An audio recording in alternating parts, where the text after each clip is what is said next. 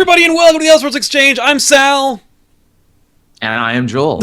That is my name that I have. I'm also a little slow on the draw because I was reading the chat. And I am Joel. Sorry, someone in the chat said something entertaining, so I got distracted. The chat is incredibly entertaining. I'm sad that that is one of the things that is not preserved in the post-live show, is this ongoing chat. It is for Twitch, is the thing I've noticed. Twitch, actually, when you go back and you rewatch an old thing now, they actually do recreate the chat, which is a nice touch. I don't like Twitch, but I do like that feature. Plus, it's such a pain in the ass to have to convert and move videos. Yes, it is. We're here. This is our home. We're going to do the live show here. It's our place. It's our yard. It's my time now. Don't step into our yard. But if you are just joining us, welcome to the Elseworlds Exchange. We're going to be chatting about Daredevil Season 2. Everything is Batman Superman. Everything is Batman v Superman. I was actually just talking to Jason Inman from DC, whatever that show is, and he name drop much there, Sal? Did well, we were just talking. That name? We were just talking, and he'd set up a Periscope, and they were asking him nonstop Batman v Superman questions, and he's like, "I am so sick of it." By this point, it came out literally a few days ago. It's true, and I'm sick of talking about it. And I'm like, I only saw it a couple days ago, or a day ago, and even I'm kind of sick of it. I saw it last Thursday. And I'm so sick of talking about that movie. I like immediately following it, like Rob and Benny and everybody was like, "Yeah, this is what I thought. This is what I thought." And then Benny was on SourceFed Nerd, and I got to watch that and live, and I just listened to them talk about it for 2 hours, and I'm like, I am done with this movie. To the point where let's talk about anything else. And then I went to think about like topics, and I went on the the main page of YouTube where they're like recommended videos. It's all Batman v Superman reviews. So screw Batman v Superman, regardless of the fact that we'll probably do a Batman v Superman episode at some point in the near future. But in the meantime, we already did a spoiler cast for the weekly poll. Although you tagged Tiffany in for that. I did. I'm so sick of talking about that fucking movie, man. I was like, no, you know what? Tiffany hasn't had an opportunity to talk about this movie, and also let's bring up the estrogen levels. So have Tiffany talk about it. I'm out, because all I would do is literally like me on the weekly poll talk about Batman v Superman, and be like, I liked Affleck, I guess. Yeah, that's basically me. That's basically my whole review. Affleck was okay, I guess. Yeah. I might have liked Godot if I could have spent more than 12 minutes of her, like most of her dialogue in that movie is, stab. If her dialogue wasn't obviously someone else's lines and then padded to be a character, then yeah, I guess I would have been really interested in that. But anyway, this is not Batman v Superman. We're going to talk about Daredevil. We're turning the clock back a week, and this is actually very fitting because I never got a chance to do a spoiler cast of this on my own show. Me either. Nor did we get a chance to do a spoiler cast of this on the weekly poll, so this is kind of perfect. Exactly. So let's talk about Daredevil, because you know what? It's available. You can go on Netflix, get it right now. If you don't have Netflix, you can go to Netflix and literally subscribe, get a free month, watch the whole fucking show, cancel the show. Like 13 hours of television. 13 hours of comic book TV. 13 hours of Marvel Knights movie magic. It is beamed directly into your eyeball. Now, unlike Batman v Superman, where I'm like, I am so sick of talking about this, I haven't talked about Daredevil nearly as much as I expected to. So rather than, do a full, complete, like, polished video about Daredevil and like what were my pros and cons, let's just hash it out. Let's do it. When did you finish Daredevil? I finished it actually like not that long ago. I dragged ass on it, unfortunately, because it had been such a crazy week with DC Rebirth announcements and all the different C2E2 stuff, and then Batman v Superman coming out and standoff tie-ins and everything. I really dragged ass on finishing it. I lingered on like episode 10. Yeah. For the longest time, and then I did that horrible thing where I was watching it at like 2 a.m. and fell asleep. Oh, that's the worst. That is the worst. And I'm just like, oh, what happened? Where did I leave off? Yeah. But yeah, I finished it not that long ago, so it's all still very fresh in my mind. Awesome. I watched it probably within a week. I watched the first episode, and then I took 2 days, and then I watched 6 or 7 more episodes. I salute the people because I know my other co-host Matt from the Comic Multiverse on Cape Joel. He's from Australia, so it came out like in the afternoon for his time. Yeah. So he literally sat and watched it like all the way to like 4 a.m. and watched all 13 episodes. Nice. So he's a trooper, that Matt. Yeah. Plus, he must have watched it. He like 4 a.m. They released it at 3 a.m. here. So yeah. So the time difference helped him out. I was actually up at like 3 a.m. when it came out. And I was lying in bed, and I'm like, I could get up and I could watch an episode of Daredevil, or I could get some sleep and not feel like crap in the morning. Yeah, I watched that episode. It was literally 3 a.m. I'm like, yep. But yeah, so, okay, Daredevil Season 2 comes out. It feels like Daredevil Season 1 has only been out for, like, a year. And I think that's right. Like, it hasn't really been gone that long. I think there's been longer stretches of time between Avengers movies than Daredevil shows. And we had Jessica Jones in between, so, I mean, it's not like we were hurting. It's true. Now, before we get into the nitty-gritty about Daredevil Season 2, I want to warn our chat and our audience here today watching that we are going to spoil the whole show. It won't ruin the show. I don't think it'll ruin the show because the show is great. And there's nothing really huge to spoil. There's nothing like, that you couldn't have gleaned from the trailers or if you've read Daredevil. It's true. There are some reveals that I was like, wow, I can't believe they did it. And there were a couple of moments where I said, like, okay, finally this happened. But for the most part, you can pretty much follow the logic. But I also want to just say, like, if you're planning on watching it later without any interference, then I advise you to add this episode to your watch later lists and watch it later because and if I may spoil season 1 for a second, I assume if you're watching this you've seen season 1, so I don't feel bad about right this. There's nothing really as huge or as game changing in season 2 as like the Urich death. There's nothing where it's like, what did they I can't fucking believe they killed Ben Urich. Neither did I, and he was so good. I stand by what I said when that came out. They killed him to fuck with comic fans is what they did, because we all assume he's fine. He's Urich. He's a guy from the comics. He's going to be fine. He'll be around for what? The Ben Urich thing, I was like, leave this shitty rag and go join the Daily Bugle. When the hell is he going to join the Daily Bugle? Which he could have now. They were and then they were leading him up to his death, and I'm like, I don't think they're going to kill this guy. And then they killed him, and I'm like, holy fuck. I have to wonder if they had had the Spider-Man rights in the bag, and they could have had Urich work at the Bugle where he was supposed to, would they have killed him? I have to wonder. I don't know. I feel like they might have anyway. I think they were like, do you have any plans for this seasoned reporter to be in your movie series? And they're like, what? No. What Spider-Man movie did he appear in? None of them, but he did appear in a Daredevil movie. Yeah, pass. Yeah. I guess we'll have to settle for Ned Leeds or something as a reporter for the Daily Bugle now. I keep pushing his nephew Phil. He needs to have his nephew Phil Urich, who has a long-standing relationship with Spider-Man and the Goblins. He needs to show up and more or less assume his uncle's job. Yeah. Now, for spoilers in season 2, let's get into that. Karen Page kind of fulfills the role of Ben Urich, but that seems fitting since she fucking killed him. Yeah.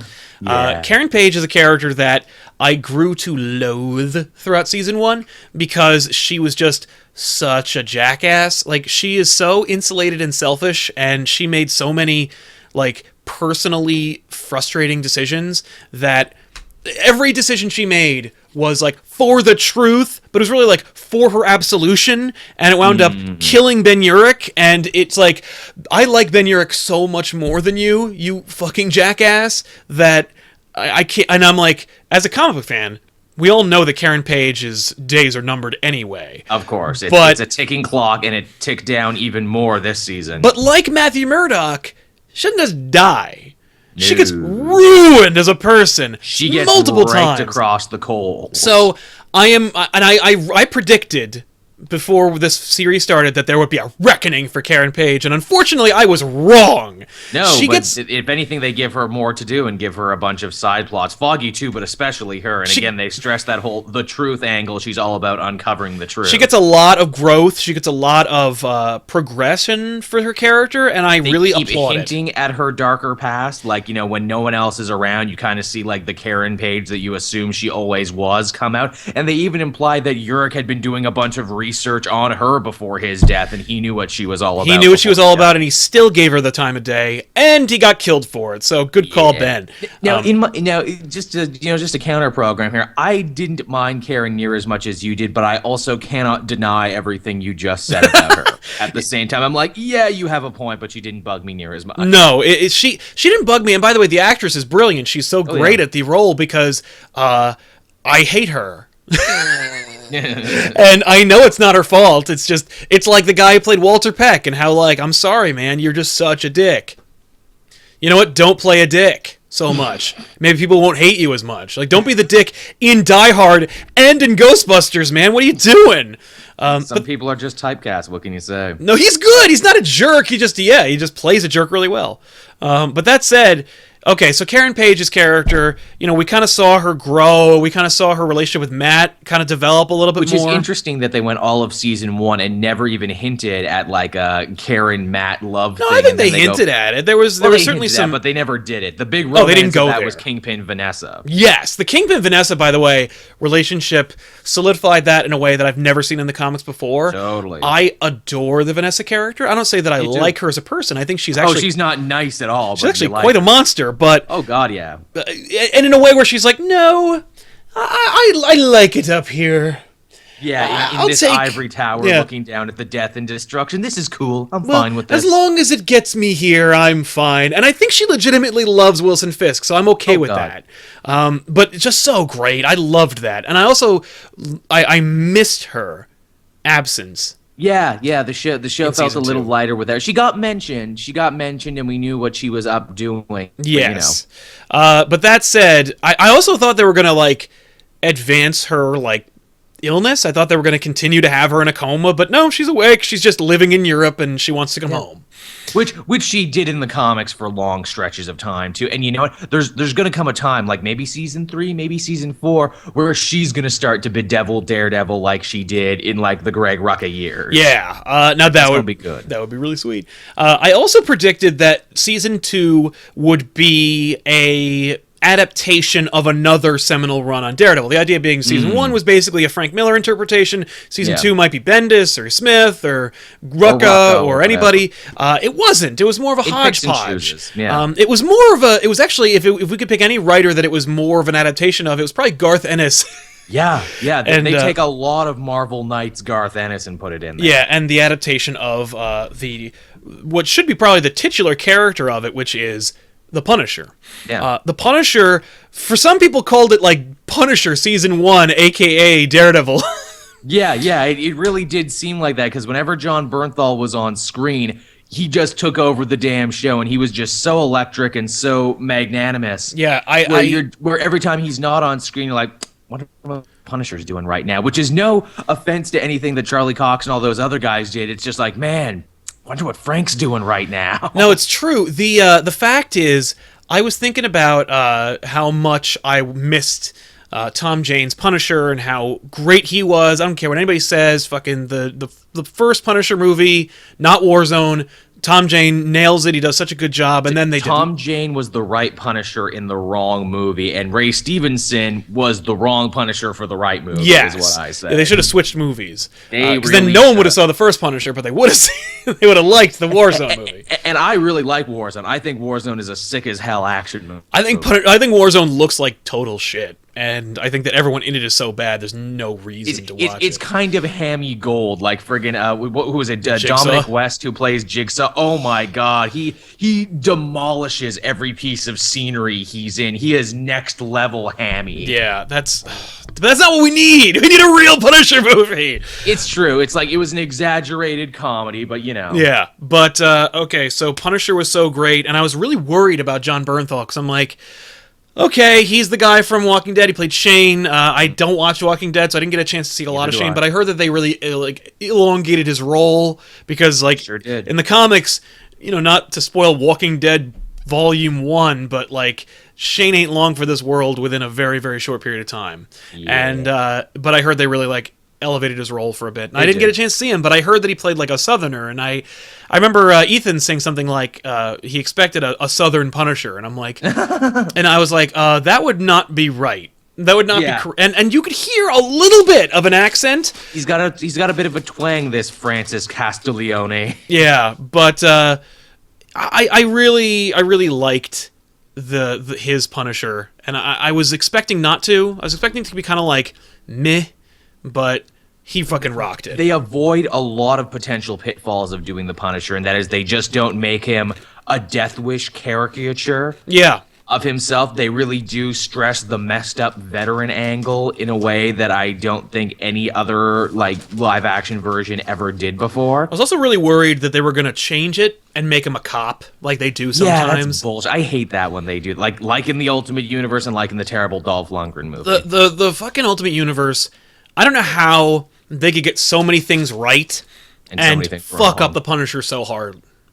Like, he's just so... He literally... Like, Bendis... Whenever Bendis would write him, he literally just growled. He doesn't have any lines. He literally just says, grr. And I'm like... Ironically, in the Spider-Gwen universe, Frank Castle is a cop, but his family lived. They just left him because he's a piece of shit. Right, exactly. Because the only time you're actually useful is when you're murdering people. Yeah, which is so sad and so true. That's really sad. But I loved him as a veteran. I loved him working out. They actually hint at like his origins of being a non-vet when he's on the roof and he meets the actual non-vet. Yeah, that's right. Because obviously, much like Iron Man and Captain America, we always... Well, not Captain, but much like Iron Man, we always got to change up Punisher's war to match what's going on. He'd be really old. I mean, like, look, he'd be old if he were a non-vet. I get that, like, Vietnam creates a different kind of veteran, but, like... You'd be old. You can't do it. The rage and vengeance and punishment are universal themes that you could translate. It works. And they said too, where it's like in the Middle East, he was in the real shit. He was doing like the shadow wars you don't even know about. Exactly. He was on the war that wasn't on TV. Yeah. But his arc is great. His character was terrific. The lines he had were awesome. They give him a dog, which I love, and the dog is named Max, like he had in the comics. Yep. Solid idea. And I just loved it. I just thought he was fucking awesome. We technically had the battle van for a second. We did get the battle van! The friggin' battle van. We don't get microchip, thank God. But we do get a disc that says micro on it. Oh, that's right. It said micro. Oh, my God. So we kind of did get microchip in a weird way. Yeah, but... What else was there? Oh, the gang of the Kitchen Irish from Garth Ennis' Max run is in this. Yes. And even the names Nesbitt and Cooley are the two guys from that story. Yeah. The gang thing was cool. I also loved that they just straight up murder them. Yeah, not only does he murder them, he tortures those cartel guys. He hangs them up on meat hooks while they're still alive. The meat hook thing was awesome. The fact that he was like, they bring the guy in from Ireland. He murders the main mob boss there. He takes over, and then Punisher just shoots his head off. Yeah, which again kind of messes up his face, like Cooley's face was messed up in the comics. Yeah, only that dude fucking died. Yeah, only that dude ain't coming back from that. Yeah, but so cool. Punisher's like digging razor blades into his flesh so he can escape later. Like fucking gold. Speaking of the gangs, I like that this was like an actual modern day take on like New York's Irish mob, and they were very unstereotypical. They weren't like Tora Laura. No, they don't. Like one guy has an accent. It's because he's from Ireland. And he doesn't sound like a fucking leprechaun. No, he doesn't sound like Lucky Charms guy. Here's the thing though, that dinner table. Did you see what they were eating? I don't remember. No. Corned beef, potato. It was corned beef, potato, and another stereotype. Oh, cabbage. To be fair, I know plenty of Irish people, and that is what they eat. That's Irish comfort food, is what it is. Listen, like I'm dating an Irish person. She lives in an Irish family. That's what they eat.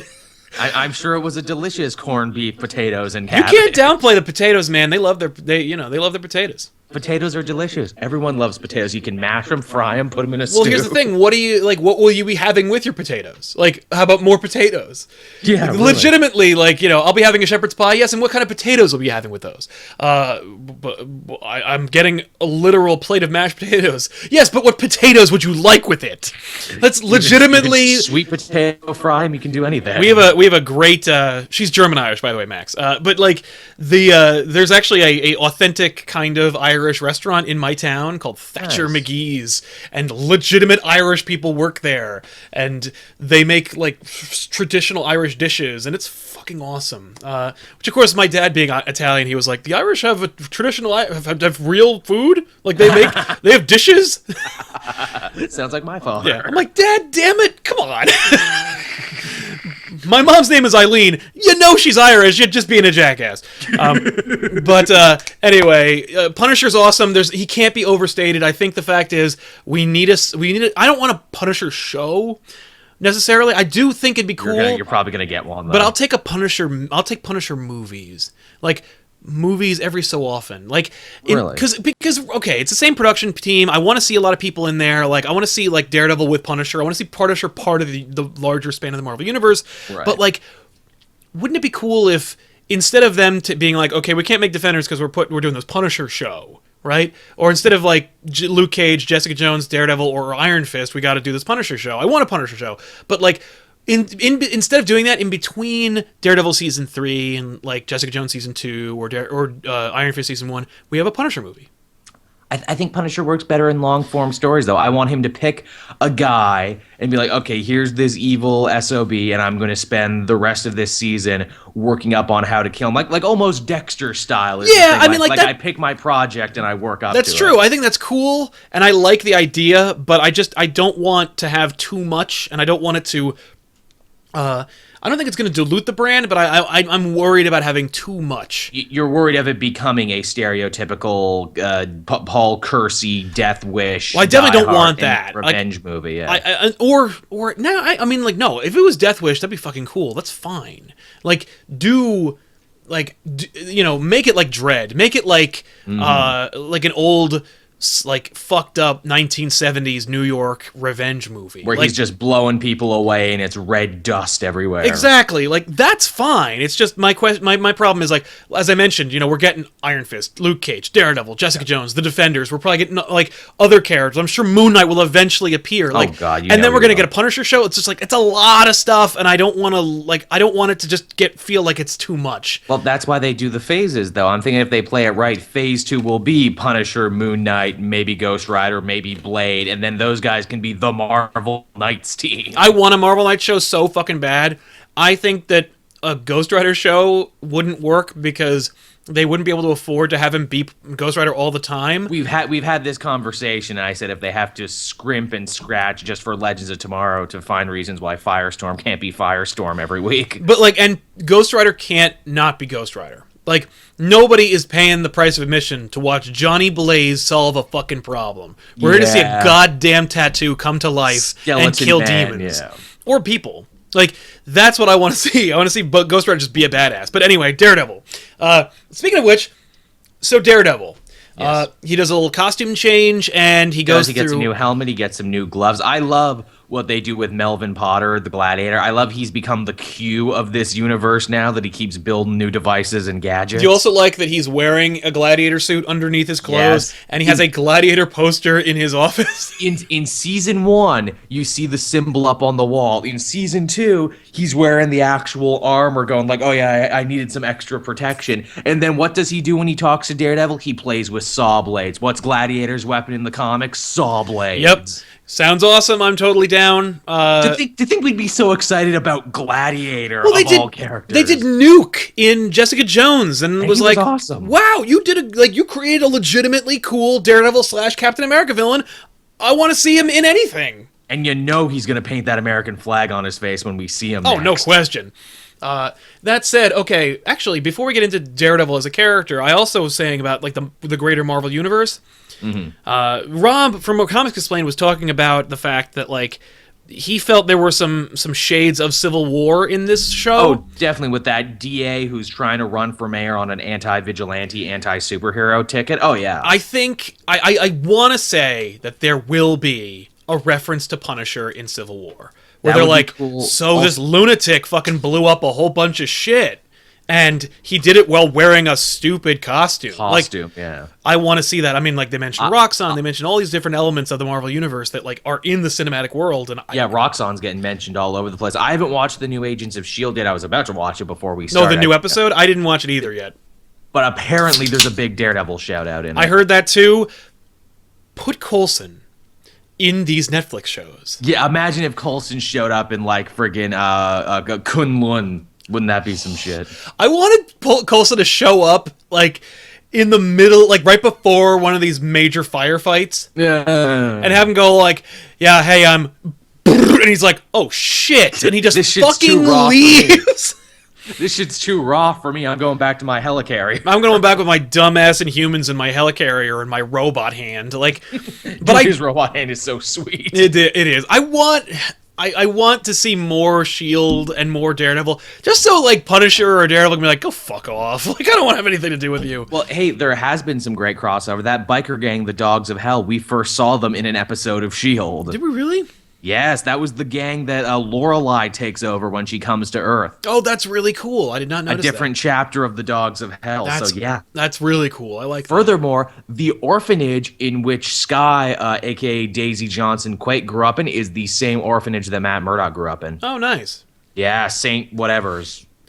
Yeah, I can't remember what it's called, but that's really cool. Okay, so Daredevil. Daredevil is so frustrating to watch as a character in the show. He is so incredibly self-destructive. Oh god, and he's the personification of Catholic guilt. The I feel bad, so please hit me. Oh, but except in this, I feel like he doesn't feel bad for any of the right reasons. Like, yeah, he does not feel beholden to his friend or his like girlfriend or anyone, or his job, or his job, or the integrity of his office in any way. And he is so in the lurch constantly, and he's so unapologetic about it. To the point where he literally says, I'm not going to apologize for that anymore. Like, your whole thing is about guilt and about letting people down. But, like, the thing about letting people down is, like, it got a little too real.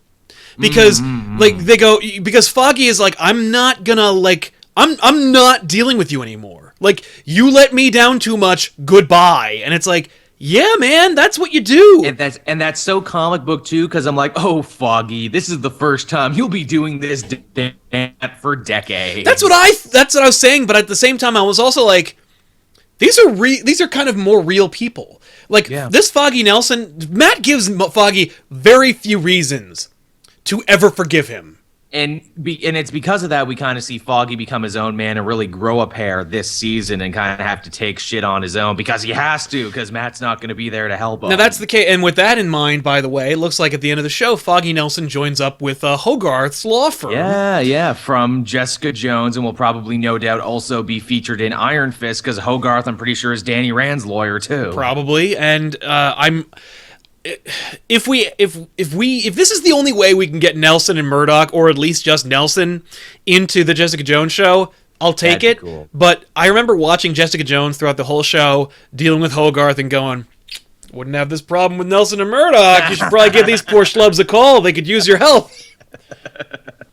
Yeah. But it's cool to see that. It was, out of all the cameos, I was like, the Hogarth one, I'm like, oh, fuck! That was really cool. That was a nice one. Also, apparently the evil DA lady was also in Jessica Jones for like a minute. Really? Yeah, apparently she was one of the people who's like, I don't believe you about this Purple Man guy.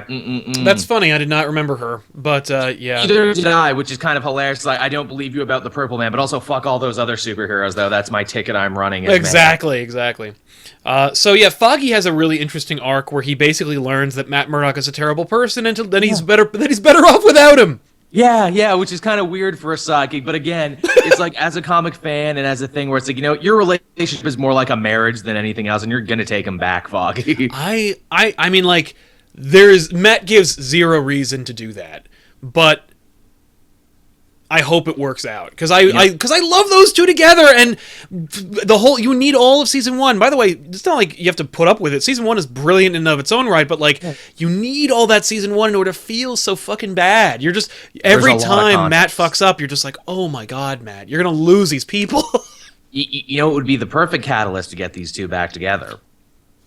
The death of Karen Page, the death of a mutual friend. That would be fucking awesome, because then we wouldn't have Karen Page anymore. I'm telegraphing that right now, everybody. I'm putting fuzz on that. If that turns out to be true in season 3, you all owe me $5. Now that said, okay, speaking of deaths, Let's talk about Elektra, because she's a huge character in the show. Oh no, Elektra died at some point. I'm so shocked and so amazed Yeah. that Elektra died at some point. Elektra was a really interesting character, and I feel like Totally unlike her comic counterpart. They Yes. really changed her around and changed her motivation. I will say, out of everything in Daredevil Season 2, I was the least happy about Elektra, because by the end of it, once you really stop and think about it and mull it over, she had absolutely zero agency in this story, and nothing she did ultimately mattered in the greater scheme of things, because she was being manipulated by everyone else. That's true. She was being manipulated by everybody else, but I feel like Elodie Young's portrayal of the character, that was on the page, she fucking knocks it out of the park. She plays crazy like you don't actually see in real media. Like, you don't see it in movies, this level of crazy. Like, I've seen raving lunatics, I've seen like drooling mad women, but I've never seen this kind of crazy where it's functioning and calculating and like everything is cool and calm on the exterior, but inside it's a fucking fireworks show. Oh yeah, she is a sociopath in every sense of the word, for sure. She is crazy like Bullseye is crazy. Yeah. And, you know, because it's Elektra, it's a little hot. And it's kind of scary because... and we all become Matt Murdock for a second and be like, oh my god, you're terrible. But her but also crazy... my pants just got tight. Yeah, her crazy is infectious, and it makes Matt do terrible. She is a bad influence on this poor Catholic boy. She really is, which I'm sure is everything Frank Miller, meant when he created this fetish character that poured out of his mind. Yeah, exactly. I feel like even though she wasn't the comic book Elektra, and she wasn't, I feel like this is the Elektra that... For one thing, she's trained by Stick, and her first meeting with Matt is also engineered by Stick. Yes, but at the same time, like, Elektra's character, you know, when Miller invented her, she was only really there for a very brief period of time and then died. And Miller had no desire to bring her back until he did, and then killed her again. Like, yeah. And by the way, they threw him a shout in the credits. Oh, we did that. At the end of the credits, they say, like, Elektra created by Frank Miller. I'm like, holy fuck, way to have some integrity. But, which I'm sure Miller would be like, she's terrible. This is so stupid. But, man. Now let me tell you what I think about what's going on in the Middle East. Please, Frank, I don't know. We know. We know how you feel about the Middle East. I don't want to hear about it, man. But yeah, man, like, I don't know. I dug her. I thought she was cool. It took a while for the size to get in there, but she used them. The way I it's kind of like how I felt about Daredevil and Kingpin in season 1, where it's like, I guess you're not really the character you're meant to be until the final minutes of the show, eh? Yeah, it's more like Elektra begins, like Kingpin begins. I'll take a Kingpin from season 1 any day of the week. He was unbelievable. Again, hey, spoiler, but not really a spoiler. How fucking awesome was it when Vincent D'Onofrio shows back up again for like 2 episodes? So great that Kingpin shows up. I was like, I think they're gonna wait until the last episode. Nope, close to the end of the series, but still. No, he has plenty of time. He's so good. I'm like, can we go back to jail and what Wilson Fisk is doing for a minute? Legitimately, I think that the best scene in the movie or show. It's a 13-hour movie, but like the best scene in the show might be between him and Matt again. Yeah. Oh God, when he's like talking to him in jail and everything, and he's like knocking the shit out of him because he's talking about his wife. He's just like, Matt's like, I got your number, man. I'm gonna keep you from seeing your wife, and he's like, no, I've got your number, man. Fucking, I'm not even in chains. Goosh. Yeah, and when I get out of here, I'm gonna kill you. I'm gonna kill Foggy. I'm gonna kill everyone you've ever done business with. Yep. And I thought, by the way, the end when like at the end of the show, the Hand steals every person that Daredevil saved in season 2, and then tries to kill them all or whatever. I thought that was Kingpin. I thought Kingpin's like enact, Order 66 and collect all the Daredevil people. No, I was like, what a waste. That should have been the fucking Kingpin. That like Kingpin is putting Daredevil through the ringer without even leaving jail. Prison, yeah. It's a nice touch, and I love when he hits him too. He's like, oh yeah, a boxer, son, so you can't a punch, I guess. Yeah. Kingpin is genuinely shocked he can take a punch. Did you also catch that when Daredevil said, your problem, Kingpin, is, once I keep Vanessa from returning to the country, you'll go visit her and everything, but you'll always be pulled back to New York because you're like me, you're from here. This place is in your blood. Yeah. Ironically, when he's talking to Elektra at the end, he's like, oh, we'll be together. I'll love you and we'll run away from we'll run away. I don't care. So Matt becomes a giant hypocrite there in the final minute. He's a huge hypocrite. That's what's so frustrating about Matt and Murdock is he's like, no, you know what I've learned? I've learned at the end of all of this that I don't give a fuck about my friends or my city. I just want to fuck you and fight people. I just want that crazy tail and to fight ninjas forever and ever. I literally just want to punch people in the face and fuck Elektra. That's all I want. Which fair enough, but not a bad life choice. But don't argue that you're not a scumbag then, because you are. Matt Murdock is a legit scumbag in this show. He lets down everybody. He destroys his own practice. He sets up everyone for failure and then helps see it through to the end. He is so frustratingly real that this incarnation of Daredevil can only exist on television, and it can only exist in this climate where this kind of show where you have a literal cast of sociopaths are your leads. Did you also feel this season that they kind of toned down Daredevil's super abilities? He doesn't use them near as much? Oh, big time. We don't even see his vision, radar sense vision thing. We don't see the world on fire at all. And I heard that it was expensive. I heard that it was really expensive, but fucking really? You only need 3 seconds. They do play with some cool stuff when he is fighting the hand ninjas who can slow down their heartbeats and everything, so he is actually at a loss. Yes, but his ability to when he starts listening to their breath, that was a fucking awesome moment. Yeah, it was cool. When he's like, okay, I can't hear their heartbeats, I can't hear their weapons, then I'm gonna have to listen. And Stick's listen to their breath, and it's they're like.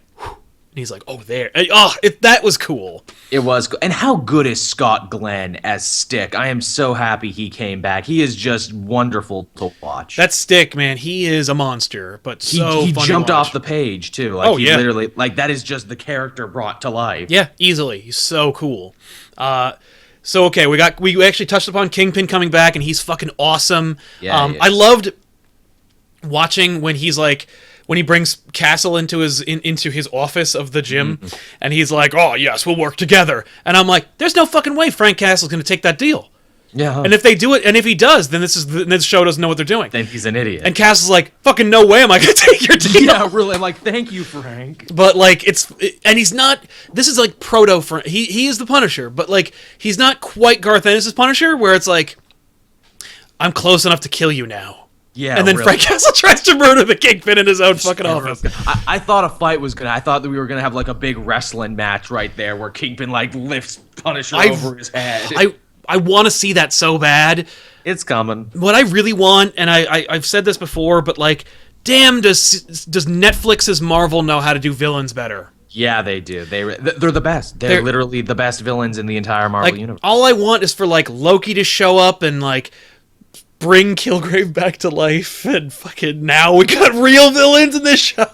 So he can actually start a master with all of these people. That would be fucking cool, man. I want to see Kingpin in these movies. Well, you got to ask yourself, who are the threats going to be for the Defenders? They seem to be building up the Hand as kind of villains enough to challenge everybody, and they're definitely an army of mooks that could be fought. I'm thinking Kingpin has his money and his clout, and he puts together a team to fight the Defenders. It would be him, Nuke, Bullseye.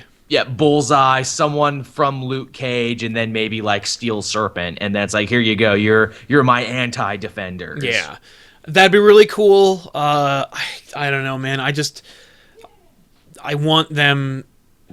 I want more. I want to see those villains, man. Which might sound greedy. We want more. Oh, was 13 hours of television not enough for Yeah. That's the thing, is that Amazing Spider brings it up. I want Kingpin to be the bad guy in the new Spider-Man solo movie. Oh, that would be so good. Because, version. Because fucking, that's awesome. Like, and it would be so great because you get Ultimate Spider-Man because he's a 15-year-old kid, and I can imagine like a 15-year-old like Amazing Spider-Man getting or his Ultimate ass Spider-Man kicked by Kingpin. like being like, well, I bumped elbows with Tony fucking Stark. I fought in the Civil War, man. I got this fat guy, and then Kingpin treating him like just destroying him. Where it's like, kid, you have no idea what you're doing right That's now. what I want those scenes, because they're like some of the best shit from Ultimate Spider-Man is when Peter and the Kingpin are talking to each other, where like Peter breaks into his house and he's reading his newspaper across from him while Kingpin's eating, and Kingpin's like, Spider-Man's like, you know what I love? Like, I love reading the newspaper when fucking some jackass gets what's coming to him, and it's like about Kingpin being fucked over, and he's like, you know what's gonna happen though? One day I'm gonna find out who you are, and I'm gonna blow up your school, and I'm gonna kill your girlfriend and your mom and your dad, and no one's ever gonna know that it was me except for you, and then I'm gonna kill you. Like, that's what's really gonna happen. And it just scared him so fucking badly. I'm like, yeah, he's scary. You know what else they would have to do? They would have to have that great bit from the 90s Spider-Man where he gets like 15-year-old Spider-Man in that like death-crushing bear hug move. Yeah, I want him to be, he's bigger than him. I want that so bad, because it'd be so cool and so mature and so Marvel, Marvel Cinematic, to be like, you know what? Like, no. Like, instead of him being in some silly ass Power Ranger mask and fighting some dumb fucking thing, like, instead of him fighting yet another friend's dad or friend that turned into a mom. I know that's all Spider-Man. Spider-Man's villains are all like scientists who, oh no, but like at the same time, you do have these great villains that could be epic, and you know what? We've done all that shit before. We've done goblins, we've done octopi, we've done fucking electros, goblins again. Yeah, we've done more goblins. Like, how about just a fucking guy? How about a big fat guy in a suit? How about adulthood? Like, how about that? Adulthood. Like, how about, like, the fact that he's like, I'm turning into an adult, and it's like, being 16 isn't really being an adult. Like, you don't really know shit, but you think that you're entering a larger world, and then because he's a superhero, he enters into, like, this larger world, and when he gets there, it's like, you ain't fucking ready. Like, no. I want that. Like, that, But anyway, back to Daredevil. It's a great show. Fucking those characters. Clancy Brown gets thing in this. When I saw him, did you squeal? Like, I'm like, hey, it's Clancy Brown. I was like, it's Lex fucking Luthor. It's the Kurgan. Yay! Like, it's General Wade Eiling from the Flash show. Man, his manager is getting him all the military roles. Yes, but like Clancy Brown being in that movie, I was like, or in the show, I'm like, yes, this is so great. He must have a bigger role to play, and indeed he does. Because it's like, no way Clancy Brown showed up and was just Clancy Brown. That's why when they said, oh, there's a mystery heroin trafficker, I'm like, it's Clancy Brown. Yeah, it's got to be Clancy Brown. And I was like, and it's funny because I didn't even think it was him right away. I was just like, I could see Clancy Brown being like, yeah, I'll do this one part, one time. But I can imagine the producers and directors being like, we're not wasting Clancy Brown. We're going to use him. The worst part is that Clancy Brown has to die at the end. I'm like, no, come back, Clancy. But you know what's funny? Like, any character that the Punisher kills, is going to die anyway. I'm sad that like cool characters die, but I'm also like, I'm so happy that it's so dedicated to the character. Like, absolutely. No, Frank would kill that guy. Like, every time I think to myself, no, Frank would kill that guy, he kills him! I like it when Frank goes to the torture shed and sees all these implements of death and destruction. It's like, think I'm gonna live here. Yeah, really. I like this. But then he opens it up and it's like, oh, look, a whole stash of weapons. A whole Grand Theft Auto 5 stash of weapons. With like a minigun and everything too. He's like, I'm gonna use that later, gonna use this later. Yeah, when he finds that weapons cache, he's like, oh yes, I'm gonna be the Punisher. Yeah, all I need now is a symbol. The only thing that I didn't buy was, in this world, Frank making a symbol. Like, well, I think they do kind of sell it that it's like, it was the skull from like, because he tried. Oh yeah, no, the imagery's there, but I don't see Frank Castle ever going like, you know what I need? A fucking logo. Yeah, they didn't really have the thing where it's like, as a man, I can be corrupted. I can be destroyed as a symbol. But I want him to be like,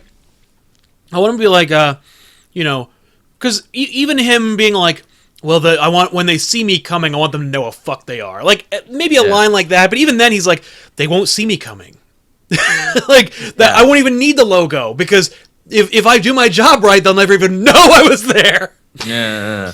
I like to, with this Punisher is that even this Punisher becomes something that none of the movie Punishers were, and it's something that I think only the comics were able to hit correctly.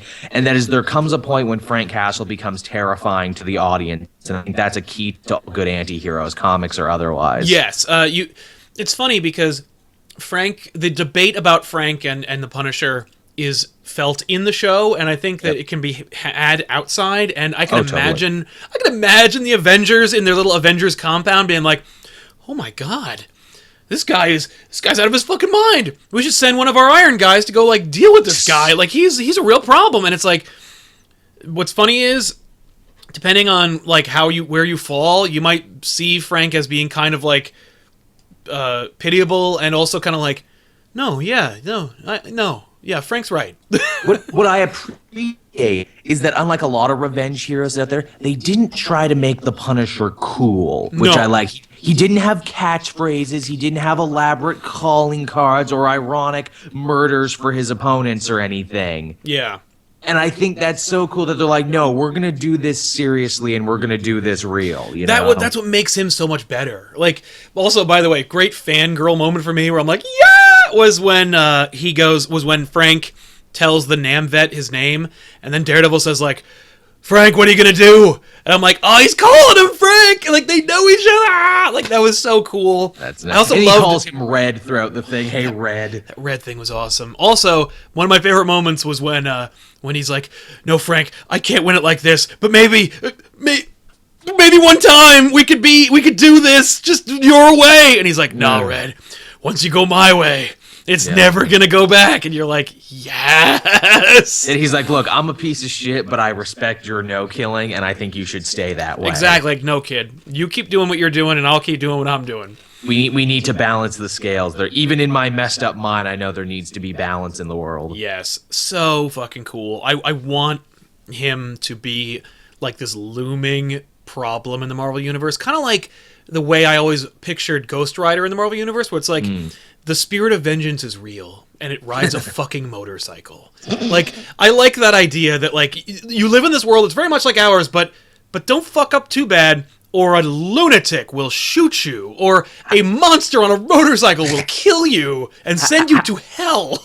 How great is that pawn shop scene, which is totally taken from The Crow, and he's like, "I want that gun, I want that police scanner," and then just when he's about to leave, that skeezy pawn shop guy had to push it too far. And he's like, yeah. Then just close, and it's like, dude, now you're fucked. Yeah, I'm gonna get this bat too. Yeah, it's over for you. Every moment when Frank was awesome was a delight and a fanboy moment for me. I was just like, yes, absolutely. Yes, Frank. And Daredevil does cool shit. I mean, Daredevil fights ninjas. Like, he fights a bunch of ninjas, and that's something I've always wanted to see in live action. Daredevil versus It's true, and they were real ninjas. Like, not like real ninjas. Like, no, they're real ninjas, and I see them all the time. No, like these fucking ninjas. Like, they have like all the chicanery that comes with being a ninja. All the pajamas. All the throwing stars. They run like ninjas. They carry their weapons like that. The only thing they didn't have, and thank God they didn't have them, was swastika shuriken.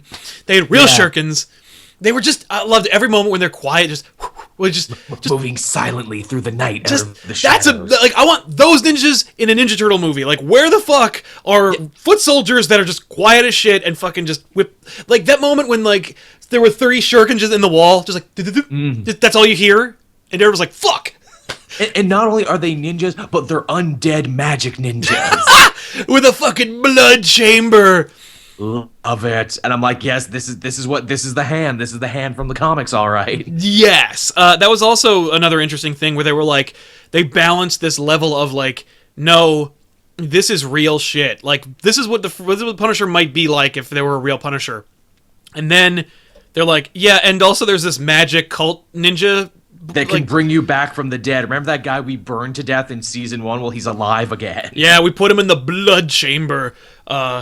And also there's this whole thing about Black Sky, which they like kind of hinted at throughout the whole series, but really pushed towards the latter half of the second season, where they're like, oh, but don't forget there's this thing. And I'm like, I couldn't care less about this thing, man. Like, I don't give a shit. It's like, what is Black Sky? It's a magic ninja weapon, and it sounds heavy metal as fuck. That's all you need to know. And then it's like, well, what weapon is it? It's a chick. And you're like, okay. I mean, like, whatever. That's cool. That's cool. I also like Daredevil being like, Black Sky is a stupid made-up bullshit thing that a bunch of assholes made up to make themselves seem better. That's bullshit. Don't listen to them. Which is hilarious coming from a Catholic. Yeah. You know, is the thing where it's like, nah, it's just stupid made-up fairy Now, tale. it's amazing that nobody says that. Like, not that I believe that. I'm just saying I'm surprised that no... Stick calls it on him a little when he's like, "Oh, really, Matt? You don't believe in Right. resurrection? I thought you were a Catholic." Yeah, but he's like, that's all he says. He's like, he doesn't say, you know, like, there's a significant portion of the population doesn't believe what you believe, pal. Is it hard to believe that there's, you know, so much that you... What we're saying is that Jesus was a magic ninja. Yeah, that he was a member of the Hand. But yeah, that was cool. They get so much great taste in there, like how Stick talks about, you know, the master that started all. That's Master Izo, who he's talking about. Yeah. We'll probably get to meet him one day. Yeah, he'll probably be in the Iron Fist show. Dude, he mentions the wall. He's like, "We're done here. Take me back to the wall," which I love in all those Easter egg videos that everyone made. No one mentioned the importance of the wall. Nope. Yeah. No one making these videos mentioned the importance of the wall. The wall, for those of you wondering, is the headquarters of the chase. And to get into the chase, your last mission is you gotta, like, climb the wall and get in. I wonder if we'll see that. I mean, we will see it in Iron Fist. I wonder if we'll put it in Daredevil. I doubt it. I would like it very much. All right, so yeah, we got them. Karen, Foggy, Matt, Frank, Wilson. What is it? Turk comes back for a second. Turk comes back. Oh, okay, like ancillary characters. Like, the Stick was great. Turk was cool. The DA was like a total pain in the ass, but totally believable. Absolutely. Grotto, the guy from early on who was actually a buddy of Turk's in the comics. Yes, that was cool. That character was... Man, I also loved... okay, that guy was so asympathetic. Yes, he was. It made me frustrated with Karen all over again. She's like, "No, we gotta protect Grotto." I'm like, Karen, what the fuck is the matter with you? And then for the Punisher to come in and be like, hey, do you still feel sympathetic for him now, knowing what you know? That was amazing, watching the conflict for Daredevil, where he's like, "No, I mean, well, you really? You killed it all? Really? Oh my It's god!" like, God damn it, Grotto. And that's the show in a nutshell right there. It's the moral battle between Punisher and Daredevil. And to have it so wonderfully just crystallized in that moment where they're like, Frank, though. Yeah. But Matt, though. It's funny, because also, it's amazing to see Matt being like, "Yeah, it is easier, though. Like, if I killed these people, I would have a lot less work to do." Yeah, that was really cool. Yeah, somebody in the comments actually just mentioned, Liam just said that it seems like Karen has a death wish. I think she does. Yeah. I think Puts she has... herself in a lot of dangerous situations. I think she has survivor's guilt, and I think that she also has, like, a lot of guilt regarding... I mean, the whole show's about guilt. Yeah. The whole show is basically... I was basically saying to my... Like, at one point I tweeted, "Daredevil Season 2, I'm fine." That's the line that's the lie everyone gives, everyone says it, and they're all lying about it. Like, Daredevil Season 2, Catholic Guilt, the series. yeah. I'm sad that the priest, who was in Season 1, only gets one scene. Yeah, he was really good. It's unfortunate that Matt didn't go to church more to talk to him. I liked him. The one thing the one regret for me was Matt wasn't a lawyer in the show. No, he did very little. And the one time he did step up and do some lawyering, he fucked it all up. It's like, for me, Daredevil is a courtroom drama and a superhero show. And we didn't get nearly enough. I love courtroom drama. I just want to watch lawyers be clever. Drama in this than there was in Season 1. There was actually a case. And what I dug about it is that something that's so simple and taken for granted for in the comics, that is the murder of Frank Castle's family, becomes the backbone of the legal thing for this season. Yeah, that was really cool. The trial of the century being the Punisher was, like, really fucking awesome. It reminded me of at the end of Boondock Saints when they talk about, you know, like, oh, you know, are the Boondock Saints good or the Boondock Saints bad? It reminded me a lot of that. Yeah. Punisher's better than the Boondock Saints. Yeah, he is. And he's been around longer, too. Yeah. By the way, Boondock Saints is a great movie if you are a freshman in college. And you I was when I saw it. And you're finding out about movies. If you watch it more than twice, you will see all the holes and realize it's written by a dumbass. Sorry, Boondock Saints fans, but if you need any more evidence, just watch Boondock Saints 2 All Saints Day. It is one of the dumbest movies I've ever seen in my life. It's horrible, it's poorly written, it's poorly directed, and no one in there wants to be there. It's just garbage. You know what my favorite part of Boondock Saints 2 All Saints Day is? There's a Canadian comedy out here, I'm sure you've heard of it, the Trailer Park Boys. Of course. There's a moment where even though they've been saying all move along, this is Boston we're in, this is Boston, look how Boston this is, then Ricky from the Trailer Park Boys shows up pretending to be an Italian mobster, and I'm like, my worldview is shattered right now. You filmed this in Toronto. Yeah. You filmed this in Toronto. You filmed this in Toronto and you cast a well-known, well-beloved Canadian character actor and didn't think we would notice. Yeah. And he gets such an important, monologue in that movie where he gives the backstory of the mystery villain. And I'm like, you're Ricky. You're Ricky from the Trailer Park Boys. That's so man. Like Yakavetta in the first one being an Italian. First of all, no. Second of all, fuck you. And it's amazing if you ever want to watch a movie about the Boondock Saints, watch the movie Downfall. It's a documentary about Troy Duffy and all the trouble he went into trying to make the movie. And it's amazing watching the interviews with people who were making it, where they were like, you think this is a takedown movie about Troy Duffy, and like, the fact is, if we wanted to make a takedown movie, we would have included all the things that he said about gay people or women. Ooh. Or blacks. Like, we would have left in all of his racism and homophobia and misogyny, but we cut all that out to be about a movie. But, no, if we wanted to make a takedown movie, we would have included all the shit about the person and what a monster he is. Geez, knowing what you do now, that opening scene in the meatpacking plant of Boondock Saints with, with the lesbian and everything, that seems a lot worse now when you think about it. Oh, yeah. No, that's him being like, she sucks. Anyway, but... that's an episode for another day. Yeah, Boondock Saints sucks.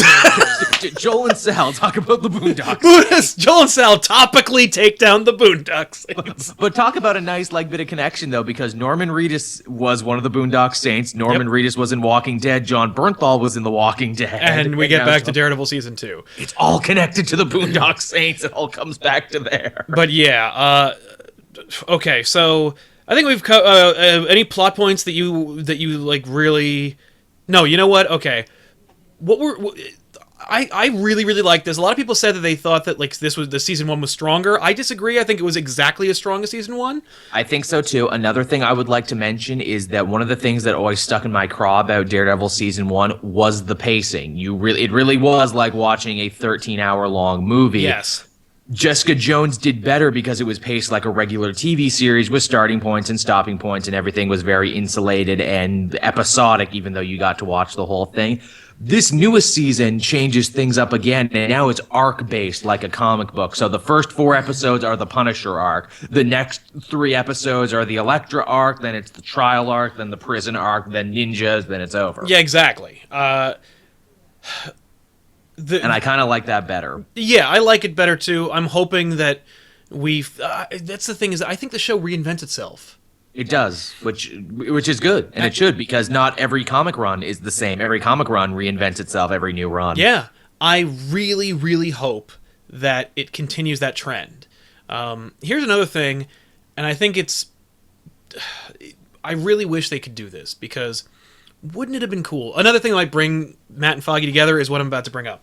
I've been saying since they announced Civil War that the way to make Civil War work and still have those holy shit moments is to put Daredevil in the Civil War movie and make Daredevil either unmasked by authority, like by the Avengers, or choose voluntarily to unmask.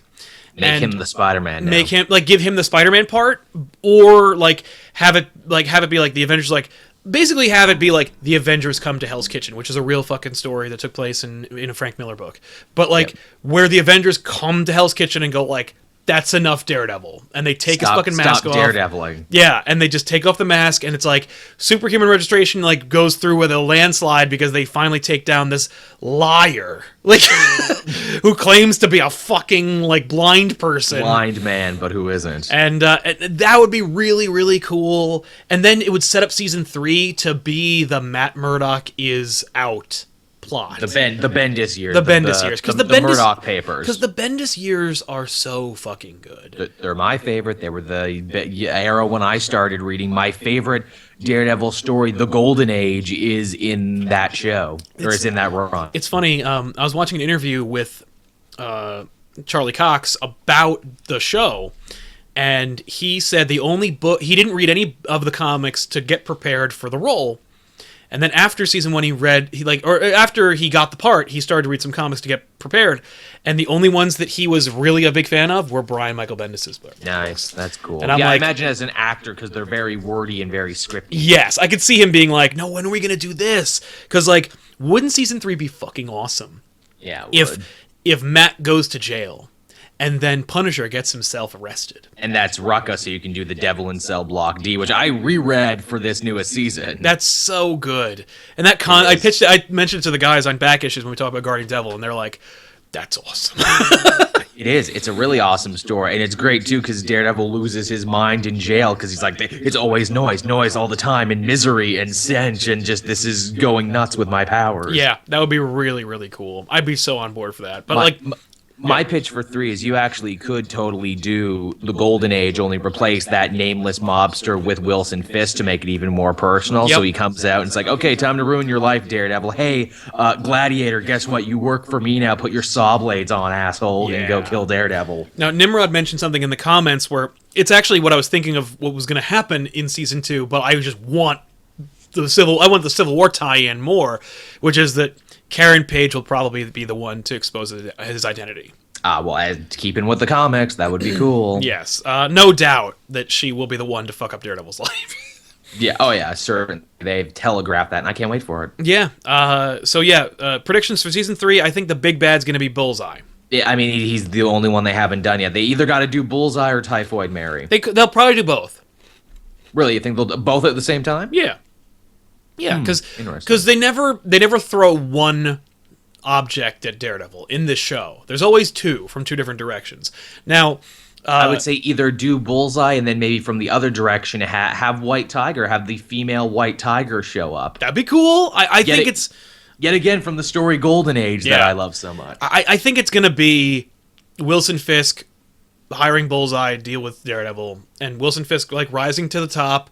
Whereas, and because the idea is that his threats come from multiple sources. So I think the Bullseye will be Wilson Fisk's hitman, and I think that Typhoid Mary will come from fucking the whorehouse that he broke up in the first place. Do you think they'll do almost like a Joker thing with Bullseye, where it's Fisk looks to Bullseye to kill Daredevil, but then Bullseye just doesn't go away, and Bullseye just keeps fucking shit up for him? Yes, and wouldn't that be cool to see a Daredevil Wilson Fisk team up at the end to deal with Bullseye? Be like, okay, I've unleashed a mad dog. We gotta work together to put him down. I think that'd be fucking cool. I think because it wouldn't be written by a hack. It would be really, really well executed. That would be really, really cool. I'd be so fucking down for that. The chat was saying they already mentioned the female White Tiger in Jessica Jones, so she's already there. Yeah, somebody said. Marius said, "No love for Echo. I'd love to see Echo in the show. I'd love to see. I would like Echo to either get her own show or be a main character, but nobody cares about Echo. And I don't mean I don't care about Echo. I do. But even Bendis, who made her a New Avenger when he relaunched New Avengers, literally threw her out of the team because she wasn't reading lips at the time. They all said, let's go back to our clubhouse, and everyone forgot to invite her. And I'm like, fuck that. It's been how long since Echo has done anything or been anywhere? Well, no, she was in Moon Knight, and she died. Oh. Yeah. Oh. Yeah, Mark Spector tried really hard to bang her, and then she died. Which personality tried really hard? That would be Mark. You see, that's why. Or Stephen Grant. I don't know. I think it was Mark. See, that's why I think a Moon Knight show could be great, because you just get a great actor and you do it like Orphan Black style, where he plays multiple parts. So Moon Knight will talk to Moon Knight, will talk to Moon Knight in his several different personalities. That would be really, really cool. I really, really want that. Make it a strong actor show. Yeah. I mean, who'd be more cool, though? The new Moon Knight, the Warren Ellis Moon Knight. Oh, you can do both. That's the thing. Then later you explain, oh, these aren't multiple personalities you're suffering from, Mr. Spectre. These are all different aspects of Khonshu, the moon god, don't you know? But I want to see him in the suit and just show up in the middle of nowhere, like in the middle of a really, really crappy thing in Hell's Kitchen, and he's just like, yep, I'm gonna destroy this place. Yeah, just me, just me and my moon god powers. Yep, just me and my moon god powers. Yeah, there's a moon god, by the way, and he listens to me. I'm his kind of Jesus, and hey, in a world where there's magic ninjas, he's in Winter Soldier. Oh, They're like the guy in Egypt. I'm like, yep. Getting name dropped, getting all the name droppings. Yeah. What were some of your favorite moments from Daredevil season 2, and then we'll wrap things up. Everything he does with his new Billy Club, and especially when he gets the actual like rope-lined Billy Club, which again they wait till the final episode for that, but it's so friggin' cool. Yeah, that was awesome. I love the chain scene, obviously the stairwell scene. Oh, and he's just whooping ass with Shane. That's pretty great. I honestly, it's funny. Everyone says that's the best scene or better than the rescuing the kids scene. I still think that rescuing the kids scene's better. Yeah, the rescuing the kids scene is pretty. It felt like they tried too hard to top that hallway fight scene, because literally every fight scene Daredevil has in season 2 is in a hallway of some kind. Now that fight is awesome, and I won't discount it. Him breaking the lights with the chain, and literally like with his hand taped to a gun. He's just kicking ass and taking names. Fucking cool and awesome and amazing. And I don't want to downplay it in any way, but the scene of him with no armor, in one shot, it's not really one shot, they did some digital trickery, but it's more like, call it one shot, where he just beats these people, and they're both exhausted, and he's just like, he's like leaning against things to like take a breath while he's beating other guys, and then like saves the kid. It's fucking unbelievable. That's great. The sewer fight he has, which is great, and totally Teenage Mutant Ninja Turtles when you stop and think about it. That was awesome. And very Ninja Turtles. Yeah, he goes to the sewer to fight ninjas. Dude, Frank Castle's prison fight, which feels like Old Boy, where he's fighting all these prisoners and all their shivs and everything. He kills those guys, and then the guy's face all bloody, and I'm like, oh my god, are they gonna do it? And his face lands on his shirt, and then it lifts up, and it's a fucking skull. I'm like, oh my god. That's Punisher. That's the Punisher. That's a guy who it's like, I'm only human. You can stab me, you can shoot me, you can beat me, but my superpower is I never give up. Yeah. If you cut off my arms, I will find a way to like chew you to death. Exactly. Oh, that was amazing. That scene was great. Yeah, again, like we said, like that Fisk versus Matt scene where he's just like, I'll take away the only thing that you care about, and he's like, oh, you don't understand, kid. I'm the goddamn Kingpin. I run this shit from prison. I love that where he's like listening to his classical music and eating a steak and wine in like a Dixie cup in his cell. Yeah. Or when he eats the steak while the guy dies. And you know that steak was taken like from someone's last meal, and Fisk is like, it's mine now. Mine now. No, I wanted a steak today. Also, and the chat is blowing up about it. This is the scene. This is the only scene that made me cry, and it was Frank Castle's monologue in the graveyard. Oh, perfect. It was like that's when you knew John Bernthal was for real. I love Frank. I think he's awesome. I think he's cool. I respect the character, and I think his stories are awesome. I never sympathized with the Punisher until the show. That's the thing. I always thought for the Punisher to work, you shouldn't simp him 100%, because he should be able to do some horrible, messed up stuff like light an old slave trader on fire or throw a woman out a bulletproof glass window. But it's in that second where he talks about being tired and his family and the horrors of war and everything. And they make it very real, too. And he's like, oh, I surprised my daughter at school and her teacher was filming it for her YouTube channel. I'm like, yeah, that always bugged me when people do that, too. Yeah, that was awesome. That feels like you're trafficking in sentiment and everything. And the one batch, two batch, penny and dime, how they turned that into such a cool thing. Yep, so fucking cool. Just... What a you know what, like there might be some moments that like don't work for character. Maybe Elektra wasn't what everybody wanted. Wasn't my cup of tea, but I think the caveat is she'll get better now that she's dead. Now that she's dead, now that she's a zombie, I think it's gonna be fucking She'll awesome. be resurrected in the cool way. And again, she never wore her costume, but like that shit they wrapped her in was basically her costume. And like it's more or less a bathing suit with a ninja theme. It's not a sticking point, and it wouldn't make sense in this show whenever everyone's got like cut-proof armor and everything. Exactly. But it's cool, and the level of maturity and grace that this show takes trumps any real negative criticism that I might have as a comic book fan. As a cinema file, as a TV fan, I might have like a couple of nitpicks every once in a while, but the reality is like I don't have any real complaints as a fan. And you know what? It is dark, and it is mature, and it is adult, and yet, like all other Marvel properties, it doesn't forget the humanity, and that sometimes, just a little joke here and there can make the whole difference. Like Frank Castle's choice of music in his car, he's listening to Shining Star. Yes. When that comes back, when Ben Urich's like music comes back. So good. In the car where he's turn this shit off, and you're like, Frank's in the car! And then he's out in the car, he just hits him with a van. Loved it. Yeah, I kept expecting him to like come out of the back seat and like garrote nope. wire. Wham! I'm so fucking on board for everything they have planned. I can't wait. Have they announced season 3, or are they just like, it's coming? No, I don't think they have yet, but I mean, it's going to be something. They've got to announce it, and season 2, like the fact that Daredevil has become, maybe not officially, but more or less like a household name. Like he's a superhero that everybody knows because he's in your house, he's in your pocket. You literally, if you have one of these, he's in your pocket. Like you can watch Daredevil anytime. And you spend a lot of time with Daredevil. Like I said, Daredevil expects you to spend 13 hours with him over the course of whatever, like every year now. Exactly. But the fact that he is, the fact that he's so cool, and the fact that it's so well received, means that like I hope that Marvel Cinematic will want a piece of the Daredevil pie.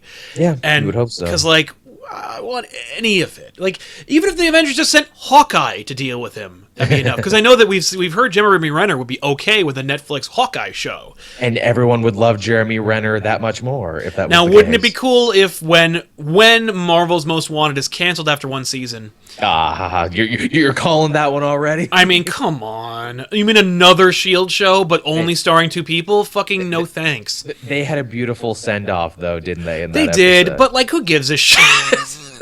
But well, here's my thing. I was sad to see them go because I'm like, no, not Hunter and Bobby. They were literally 2 of the best things about this show. You're gonna cut them off. They're 2 of my favorite. They're 2 of my 4 favorite things about the show.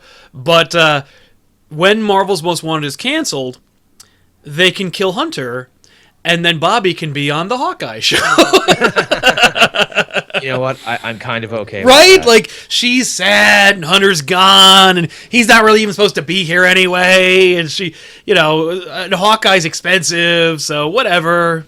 Along comes Jeremy Renner. I'm Studley, though. Yeah, he's like, yeah, but I do have a weird face that some people, that Hollywood has determined is attractive.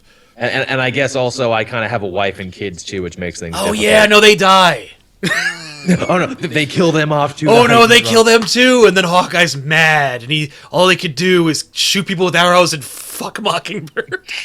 No, it's okay. They'll have his brother Barney Burton trick shot or whatever. They'll do a show with them. There you go. Well, he can be the main bad guy or something. I don't care. Swordmaster has got to be the main bad guy of that, so we got to tell that story. Yeah, that'd be fine with me. And then there can be Kate Bishop coming on in. Please. Even if, like, you know what? Fucking screw all that. Just make the Kate Bishop show, and Jeremy Renner can appear on that show. There you go, because she's already a cooler Hawkeye than already Hawkeye. Cooler, and even Hawkeye admits it. He does. He's like, you know what? You can just have, hey, Young Avengers for Netflix. Would you be okay with that? Yes. Because all you would need is like one cameo from like Chris Evans or Tony Stark being like, hey, we Avengers, we're pretty cool and everything, but we want to train a new generation of things. Hey, Jessica Jones, you want to be den mother of this? You and Luke Cage? She'd be like, no. TV show would be no. Comic would be like, yeah, I guess. Yeah. Comic book would be like, I don't know. I don't have anything I don't have anything going on. Maybe I'm going to appear in Patsy Walker. I don't know. Could you imagine that, a Patsy Walker spinoff for Hellcat? I would watch that. I'd watch any of them. Any of them would be fine with me. Fucking an Ant-Man show. I don't care. Just their quality has been pretty hard, pretty hard to mess with. It's true. That's one of my concerns. But getting back all the way to the beginning, where I'm like, do I want a Punisher show? I do, but like, I'm worried. I don't want too much happening to dilute the pot. We got a lot of stuff. We got a lot of creative people. We got a lot of people who are dedicated, who make a lot of great shit. I'm just. If you do too much, some asshole like Avi Arad is going to show up, and he's gonna have great ideas for his Toy Biz line.